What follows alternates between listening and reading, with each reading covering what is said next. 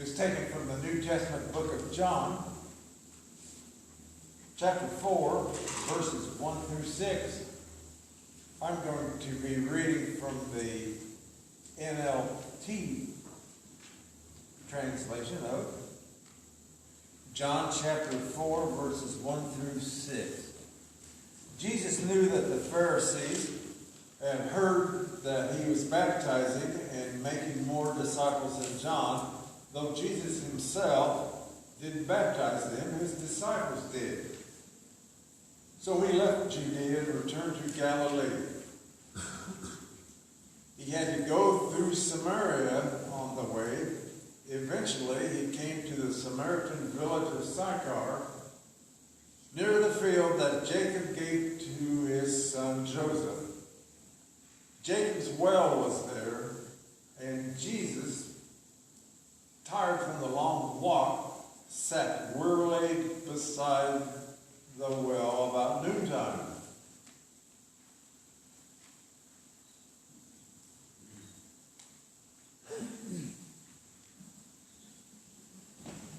I see where the confusion came from. That should be 14 up there, not 4.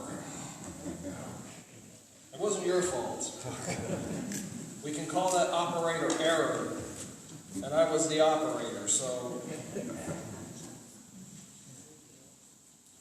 just call it the influence of cold medicine I was on last week. I have my voice back, as you can hear, I think. You can all hear? There's a couple of you back there that are plugging your ears with cotton, I can see. Yeah, Debbie and Amelia said they missed the peace and quiet that they had for a few days. But anyway, we are in John chapter 14. Sorry for the confusion, but that's where we are. In the 14th chapter, we're familiar passage to us that Jesus is getting ready to leave this earth. And he's having his last time with his disciples. And we know from just looking around, it doesn't take much to see how we've got a lot of skeptics and people who have a hard time accepting things, and it's with good reason. How many of us have been scammed by a person, a company, maybe a friend? The best one I can think of, and I didn't bite on it, but some people have, all those car warranties that they keep calling you about. I actually did my homework on them several years ago and found out they're all the same company. They keep getting caught and resurfacing. But skepticism can start at a young age. How many of you, when you learned to swim, maybe your dad just put you in the swimming trunks and then chucked you into the pool? My dad said that's how he learned to swim. He actually got chucked into a lake. But nowadays we got the little life jackets and put them on the kids, and the kids go out there, and then they eventually reach the part where their foot isn't on the pool bottom anymore. So mom or dad will go out and grab them and pull them out. And then maybe as they get a little more accustomed to it, we'll move into the deeper end and we'll show them it's okay, it's safe. And we try to get them to build up their confidence. And we'll walk, I'll go out as far as I can. I'm just 5'9", so I can't go way out to the real deep end, but I could take Amelia out to where it was a little bit deep. And just help her build up her confidence. Now, she's part fish. She just got right into the water. She loves it. Debbie loves it. They're in the water all the time, so she doesn't have any fear of it. But some kids do. My sister had a bit of a fear of it. And now let's apply that to our spiritual lives. How many of us get skeptical? How many of us have encountered skeptical people when it comes to our Christianity? How many of us would say that we are skeptical about the future and we're afraid of getting in over our heads like that kid in the pool? Well, what Jesus wants us to see here, and wants his disciples and us by extension to see, is we can still trust. It's going to be like that dad taking his kid into the deep end of the pool. He wants us to trust him, and he's encouraging us here to trust. And, we often trust our family, we trust our friends, we trust our cars to get us from place to place. How many of us really will say right now that we really have a full trust in God? We got our family we trust, our friends, our doctors. How many of us still trust the government? Any of us? What do all those have in common? They're going to let us down at some time. Our spouses let us down, we let our spouses down, our parents, and we let our kids down.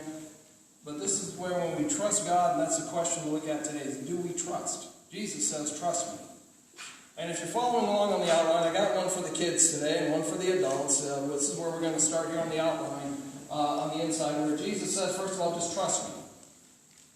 Have confidence. Jesus is urging them and us to trust. This goes back to the beginning where he says, let not your heart be troubled.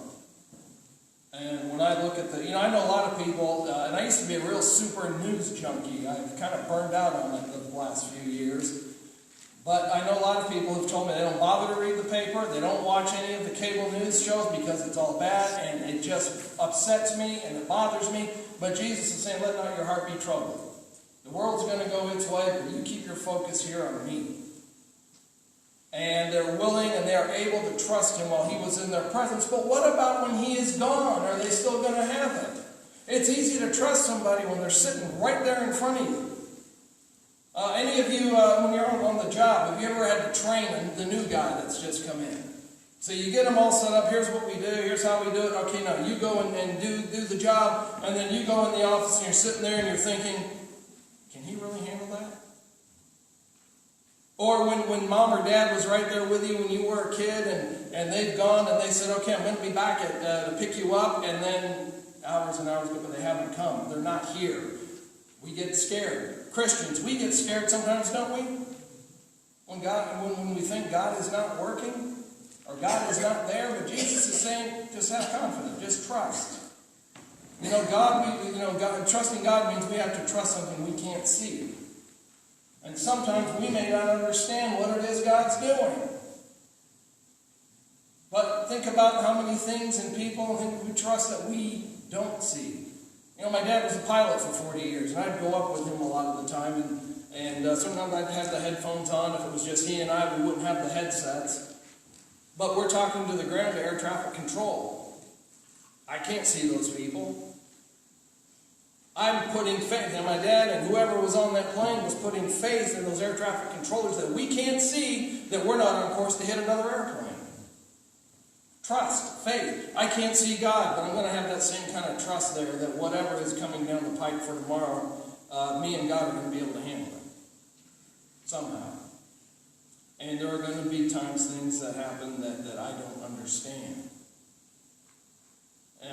It's a cliche. We say God works in mysterious ways, but really if you think about it, he does. Ever have something in your life happen that you couldn't understand why it happened? Why did I lose my job at that point? Why didn't I get the job I wanted? I don't know how many people who got laid off from a job and got another one started only to find out that the place they got laid off from went bankrupt. Or, something else had happened. So it was a good thing that they got laid off when they did. They didn't understand it at the time. But many times trusting God is also going to go against human nature. We like to be in control, don't we? I like to be able to know what's going on and what's going on around me, who's coming to the house, what's happening, so I can have some sort of control. But have you thought about how much in life there is that we cannot control? We have no way, for instance, anybody been able to flip a switch and stop the snow that we just got this week? How many of us would like to have controlled that somehow? Send it out there to the ski resorts or something and keep it off my street. Well, not much I can do about it except hunker down in the house and put the coffee on or the tea on or whatever your beverage of choice is and just sit back and just see what's on TV, read a book. Whatever it is you can do, because we're into this for the duration. It's one thing we cannot control. And many other things in life we can't control. So what do I do with that? I've got to trust God. That's where Jesus says, trust me.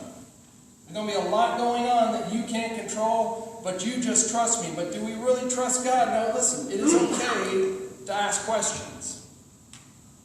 I see a lot, I got atheist friends on Facebook, and one of them in particular likes to trot out these memes about how being a Christian affects thinking. Well, they don't critically think. No, think. God expects you to think. It's okay to doubt. Wait a minute, I thought that was a sin. Okay, let's just think for a minute. Later on in John chapter 20, after Jesus is resurrected, and Thomas comes in, and they say, we've seen the Lord. And he says, well, I'm not going to believe until I can see his hands and his feet. I'm paraphrasing. And then what did Jesus tell him? Thomas, you dummy, why didn't you believe? Come on, believe. Is that what he said? No, he said, Thomas, come here. We always call him Doubting Thomas, but how come we don't call him Doubting Peter? Or Doubting Matthew? Or Doubting Pick Your Disciple? Because they all doubted, but for some reason we singled Thomas out. And he said, look at my hands, look at my feet, and believe. And blessed are those who have not seen, but yet believe. It's okay to ask questions. Ask away. And remember, Peter said to have a reason, be able to give a reason for the hope that is in you. That means someone's going to be asking me questions at some point. Doesn't mean I'm always going to have an answer for you. I'll have an answer. The answer might be, I don't know. And whatever answer I have, you might not like, but I'm going to try to have an answer for you. We don't have to check our brains at the door. Jesus said, go into all the world and teach the gospel. Teaching means there's got to be some thinking going on. So it's okay to doubt, but think about your doubts. Look to Scripture. Get godly counsel. Pray about it. Don't let the doubts take over and rule your lives. Eventually, you notice the disciples, they had their doubts, but Peter especially. But then what did Peter do on the day of Pentecost? Who preached the first gospel sermon? Peter. How many people were baptized? 3,000. And then you go on through the book of Acts and look at all the people that were added to the church because the disciples overcame their doubts. You can do it. You can overcome those doubts, whatever it is that you might have. Don't give up on it. Think about it. Study about it. Read about it. Pray about it. How do we build trust? Well, here's a couple of ways we can do it. Number one is don't forget to pray. Don't forget to pray. Praying, 1 Thessalonians 5:17 tells us to pray without ceasing. Now, that does not mean that I'm always walking around with my head bowed and my fingers clasped when I'm bouncing off a wall because I'm not watching where I'm going. Have a prayerful attitude. When something is coming down the pipe, stop and pray about it. Maybe before you go into the doctor's office to get that report for that test you had last week, well, pray about it. Call your Christian brothers and sisters, ask them to pray about it. Have that attitude of prayer all the time. And then reading. Read the Scriptures. And then put your faith into action. James tells us faith without works is dead. That's when we can build trust and we can see as I'm putting my faith into action, it grows deeper. I have more trust in God. And sometimes it means I have to kind of step out on a limb. I think of the three of these, the one that we tend to fall down on and we don't use as much as we can is prayer. And reading is pretty easy. I've got on my phone, and some of you do too, you've got a Bible, maybe more than one on your phone. I can whip this out, I can read it anytime. Faith, putting it into action, not that difficult. All this snow, I go help my neighbor dig himself out. I maybe take food to someone who needs it. That's pretty easy. But praying, I got to take time to do that.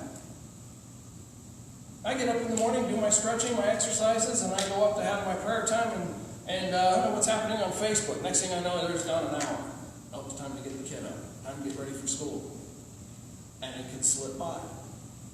But that is something we've really got to build on is a prayer life. That's how we're going to build trust. So is Jesus trustworthy? He's saying, trust me. Okay, Jesus, are you really trustworthy? Well, when has Jesus ever let us down? Look at the four Gospels there. When has he ever let any of them down? He was always there. Now, sometimes things got a little bumpy. Remember the disciples? When they got in the boat and then they hit the storm?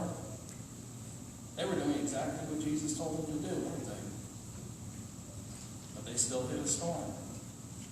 Not always going to be smooth sailing.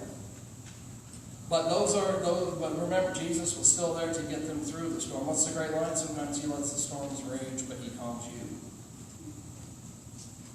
Now, how we have to just think for a minute, criteria. How do I decide if someone's trustworthy? Well, the track record helps. For instance, when we had work done here on the house, we picked someone who had a good track record.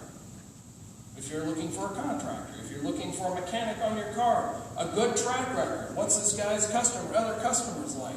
If he fixes the car, does it have to keep coming back? If I'm going to invest my money with you, I want to see what your track record or your company's track record is like. Do you make money for your clients or do you lose it? And then over time, consistency. Can they show trustworthiness? You know, there are some businesses I've gone to, I can think of some restaurants I've gone to, they got real inconsistent. Some days the service and the food was great. Other days, it was terrible. And it was didn't know which way I was going to get it. But those are ways we can decide if someone is trustworthy. And then look at Jesus' track record. He was there for his disciples. When they needed food, the 5,000 got fed, so did the 4,000. The storms got calm. And so Jesus is saying, trust me. Have confidence. And they are catching on. He's not going to be here much longer. And he's wanting them to trust. Jesus has a pretty good track record. If all else fails, what's the great line? What are we supposed to do? Read the directions. Get into scriptures. See what God has for us. There we're going to get led. That's how we're going to find our way and become closer. Is that reading, and then let it lead to prayer. So it's going to come down to when I'm struggling with that, sometimes it comes down to this. Do I believe Christ or not? I've put this to people sometimes when I've studied with them and they're getting close to wanting to be baptized. They believe, well, do you believe what he says or not? Yeah. Why are you waiting then? Arise and be baptized is what Ananias told Saul of Tarsus to do. Do I really believe? John chapter 6, verse 68. Many of those people who heard Jesus decided they weren't going to follow him anymore. That's where the people are all leaving him. And then he turns to the disciples in verse 67 and he says to the 12, do you also want to go away? Now the way that question is worded, it's expecting a yes answer. But then look at Peter's response. Where are we going to go?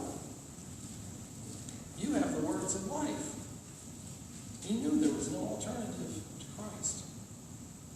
He knew that anything else he tried to put trust in was going to be futile, was going to be useless. I mean, let's think a minute about our alternatives. What about Peter? He lived about 600 years before Jesus or more. I know there's about 600 years of span between him and the earliest collection of any writings he had, so we really don't know if that's what he said or not. The other thing, what little bit I know about him, is I think he was probably an atheist and didn't really believe in any kind of a God. How about the Dalai Lama? A lot of people follow him. He's not going to get it done either. There's no other God. He said through the prophet Isaiah, there is none before me, neither shall there be any after me. So where are we going to go? If we don't have our trust in God, where is it going to go? Ultimately, it comes down to that. He gives us free choice. Why not trust Jesus? He gives us free choice. It is up to you whether you want to trust Jesus or not. Somebody once years ago told me Jesus is the perfect gentleman. He doesn't stay unless you invite him to. Now, we all know what it's like to have that visitor that comes to our house and there's nothing we can do to get him to leave. We could probably turn out the lights, go to bed, get up the next morning. They're still going to be out there in the living room talking away and watching TV and doing whatever. We've all had that visitor, haven't we? Jesus isn't that kind of visitor. If you don't want him to stay, then he won't. And the answer here brings us a freedom that we never knew about. He has proven trustworthy now. The ball's in our court to decide, what am I going to do? Am I going to trust Jesus? We talked in the adult class this morning about the idea of once saved, always saved. No, if I made the decision to become a Christian, I can make the decision to walk away. That's up to me. God's not going to force it. We all know people who unfortunately were Christians and then decided for whatever reason, usually over time, to walk away. So what can you trust Jesus to do then? He's saying, trust me. Okay. What's he going to do? Well, 2 Timothy chapter 2. He's going to raise us from the dead in the last day. We're all going to be raised up and we're going to be facing Jesus. Jesus died, remember, we follow him into death by dying to sin. When you come up here into the baptistry and you go into the water, it's just like being buried. You go under it and then you are raised up.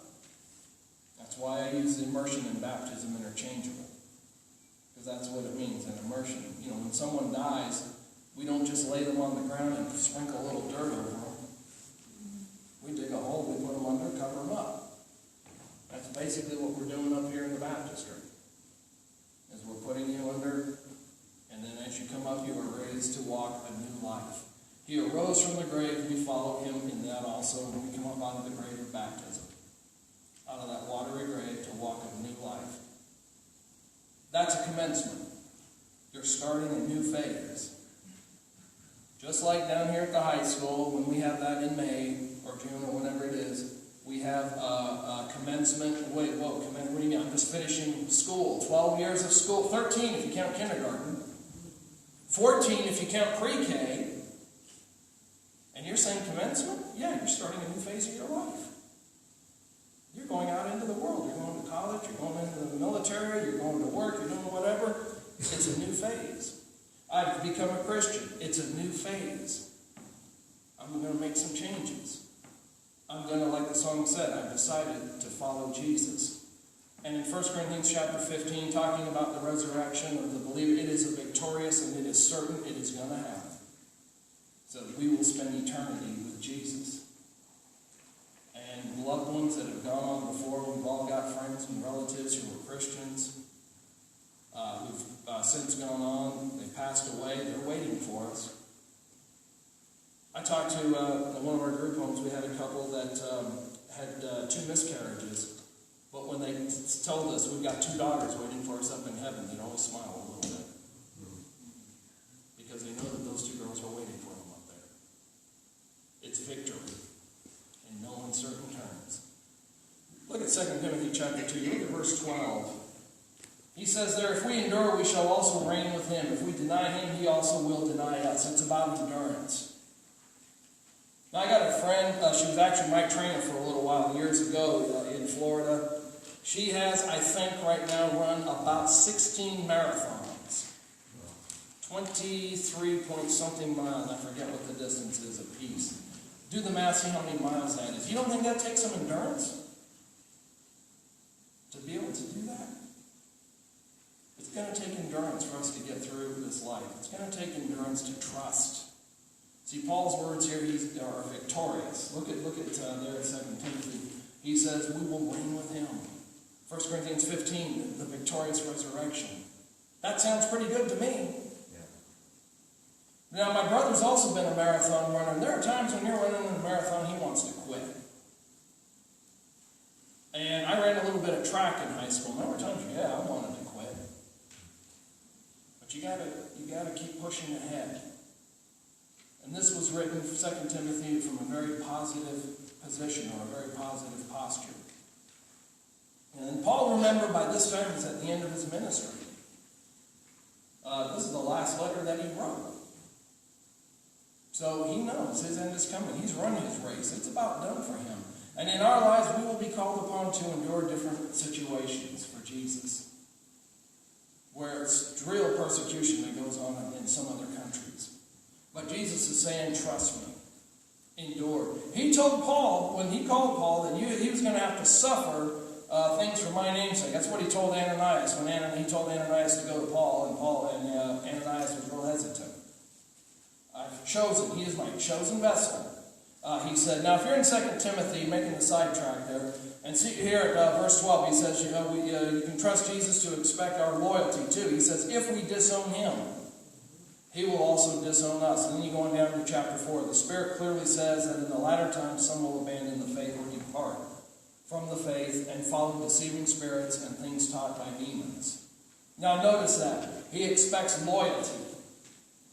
Don't we usually expect our friends and our relatives, especially our spouse, to be loyal? That is one thing I've read about some of our political leaders, is that they expect loyalty. And business leaders expect loyalty. And if you're not loyal, you're going to have problems.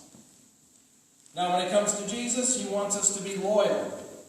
And this is not just a hypothetical warning that he's given us, that maybe it could, maybe not. But these verses mean what they say, and they say what they mean. If we disown Jesus, he's going to disown us. Now, if I walk away from Jesus, okay, Jesus, I'm done, I'm out of here, bye. Okay, that's the way you want it.